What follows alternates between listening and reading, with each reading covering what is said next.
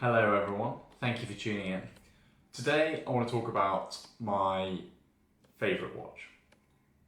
And this is a watch I've had for coming up to a year, not quite a year yet. It's a watch that I'd never heard of before. So before I talk about why I love this watch so much, let's imagine a context. The context is you've got a fairly decent collection. You've got a few Rolexes, maybe it's Amigas, insert Swiss brand name here, and you want something different. You've budgeted yourself about £10,000.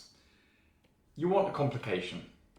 You want something that's going to make you smile and make you reflect on why you fell in love with watches, automatic watches in the first place. And that was, for me, because they're kind of mechanically quite amazing. Your friends probably don't understand that, by the way, but for you, the complication side of horology and wristwatches is not really something you've touched on with the Submariners, the GMTs, the Seamasters, whatever, that you've got already in your collection. So for £10,000, you hit Chrono 24. And you start to look at the various complications that are available to you. You might look at ratapative chronographs, you might look at a flyback function, and then you think, what about this perpetual calendar I keep hearing about? So you think, okay, let's go for one of those. You park the annual calendar to the side, you ignore the Patek Philippe's that pretend to be perpetual calendars with our annual calendars, and you just set yourself a mission of finding a perpetual calendar for £10,000. You get some interesting results. So quite a few IWCs that you start to see. Predominantly you see the Da Vinci come up quite a lot, and that is quite interesting because it has the chronograph function as well. Now what I found in my search was that one watch came up that I was pretty fascinated by, and that was the Ebel, or Ebel as some people say. I just go for the more phonetically sounding Ebel.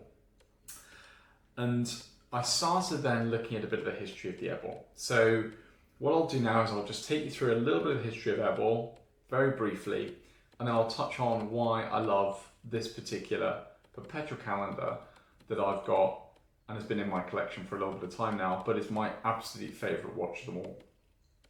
So Ebel was founded in 1911 by Eugene Blum and Alice Levy.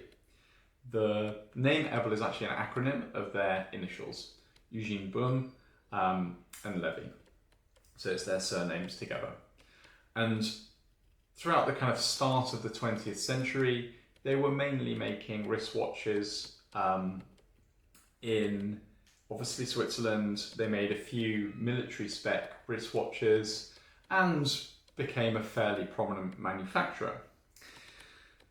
It all started to get interesting in the 70s. So there was a kind of change of generation within the Blum family, and then the son took over, and it started to get very successful in the 70s, 80s and early 90s. But it also, Ebel started to become a prominent manufacturer because Cartier started to outsource the manufacture of not only the quartz movements, but also the entire case watch for their tank range predominantly. So Ebel basically started making Cartiers. Pretty cool, right? Pretty cool, an interesting fact there that not many people know. And then Ebel really starts to hit the big time with the creation of the Wave line. So the major kind of sponsorship deal that puts Ebel right in the spotlight is, as you probably all know, the Don Johnson Miami Vice solid gold Ebel Sport Chrono Wave. That watch rockets Ebel into the spotlight. They also go on to sponsor numerous sports people. There are photos of all kinds of people in Formula One races as well wearing Ebels, being sponsored by Ebel. So it becomes, at the point in time of the kind of mid-80s, becomes a very, very prestigious watch brand, very in demand. We have some price references that show that the Ebel chronograph is actually more expensive than the Daytona at the time. Amazing. And then in the 90s, that trajectory starts to slow down. Ebel starts to fall from grace. You think about now what's happening in the market, and obviously Rolex has come along and it's launched its Daytona. And that becomes a flagship chronograph that we obviously know and lust after to this day. So I'll come on to that particular relationship between Ebel and Rolex in a minute, because it's very interesting when you consider the underlying movement of the El Primero that they both share. But what we're then seeing now in 2024 is that Ebel is very much a fashion brand. It's part of the Movado group. It was part of LVMH, Louis Vuitton Moet Hennessy, for a little while, until about 2003. But it's become non-existent in terms of watchmaking, progressive design. But it also has some interesting movements that are still used now by Blancpain, that it patented back in the 90s. So it was continuing to innovate. But let's take it right back now to the particular watch that I love, the Perpetual Calendar. Why do I love it? I absolutely love the design of the case. I love the asymmetric design. I love the fact that it's got the kind of Genta-inspired screws on the case, but it's much more interesting in shape than the Genta designs, because it's just slightly, it's curvaceous, yet it's kind of very, very angular. It's an interesting mix. I also love, on this particular watch, the balance of kind of information on the dial. It's a feast of information.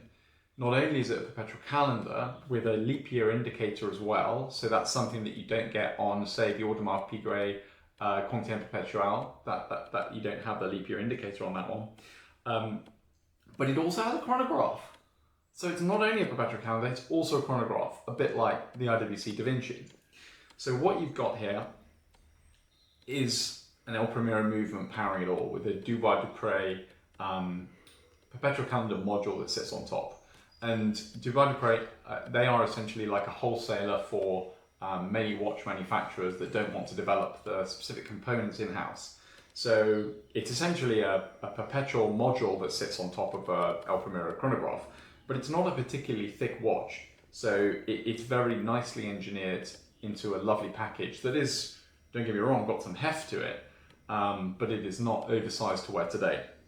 And the dimensions on this watch are perfect, because it measures about 41 millimeters wide in diameter, and it's about 15 millimeters thick, so a lovely size, and it's hefty, as I say, on the wrist, so you definitely feel it.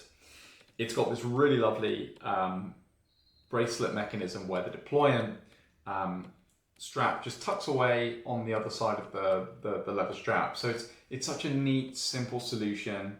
And Ebel used this proprietary fixing mechanism on their leather strap, so that you've got two little screws that screw into the case. So if you are buying an Ebel and looking out for one, just be careful, because those straps are really expensive and very hard to find. If you are looking for one, let me know in the comments below, and I can point you in some direction around who can supply you one. But you're talking £300 for a very basic leather strap here. So just be mindful of that when you're buying one. What else I love about this watch is that you haven't got any loom anywhere. So they don't spoil the design of the watch by putting, loom on the hand. It's lovely and clean. There is no loom to fall off, and the polished hands just look fantastic. Not only that, you've obviously got a moon phase indicator on the perpetual calendar, which is a nice touch, and harks back to the kind of very traditional layout of the perpetual calendar that we've seen from pocket watches right up to the present day.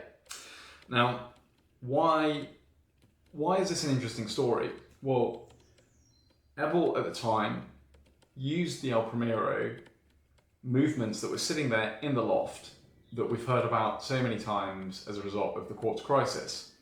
So they took the movements, they bought them wholesale off Zenith, and they put them in that first iteration of chronograph that Don Johnson wore in Miami Vice in the 80s. Now, that's awesome because this is before Rolex started doing it. Obviously, Rolex then used that Zenith movement for the Daytona in 1988. Ebel got there first. Ebel were using that Zenith El Primero movement. They were using the new old stock that was tucked away in the Zenith factory to put into those first Ebel Sport Chrono watches, which is incredible. It's absolutely incredible. So if you're looking for watches now, look for those early edition Ebel Sport Chrono stainless steel, gold. They do a bimetal version as well, because chances are that movement is the same movement that sat in the loft, which has become, you know, the fairy tale of Swiss watchmaking. But what's interesting is then when Rolex did come along and start making the Daytona, Zenith had to pander to their very high production numbers, and that had an impact on Ebel's ability to get the El Primero movement. And they started making their own in-house automatic chronograph movement, which, as I mentioned at the start, they then actually subsequently sold, relicensed to Blancpain and a couple of other providers. So there was still a big tradition of proper watchmaking in Ebel right through to the 90s, but then unfortunately, through various bad investments on the Ebel company, they started to have to sell the brand. It passed from various different investment vehicles and then into a couple of big conglomerates, and it was never really a top strategic priority to grow that particular brand. So what do you get with this perpetual calendar? You get that incredible history I've just talked about. It is probably the most famous story in Swiss watchmaking, what happened with that El Primero movement, and how the bravery of the Swiss watchmakers at Zenith against the quartz movement essentially kept the automatic movements going today, and the wristwatches that we know and love today are so ingrained because of that reluctance to give in to arguably an engineering improvement. So you get those exact movements in these early Ebel El Primero powered chronographs. What I also love is the fact that you've got something quite unique. This is number 66, this perpetual calendar. They probably made 200-300 of these. We can't get the exact numbers. When they were made, they were about £11,500. So quite expensive watches. And there are some references that we've been able to find that show that these are kind of by request only. So these weren't kind of watches that were hanging around in shop windows. You had to request it, wait for it. And they were hand assembled and hand finished. So these were really still kind of crafted watches. So that's also what you're getting. You're also getting something different. You're getting something that not everyone has from a manufacturer that these days people really aren't particularly aware of, but has the kind of cachet and history for it to become something much bigger in the future. So I personally believe that these Ebels could become something of a collector's item in the future. I hope they do, because from a design perspective, I think they look fantastic. They're so wearable. The dimensions are really quite modern.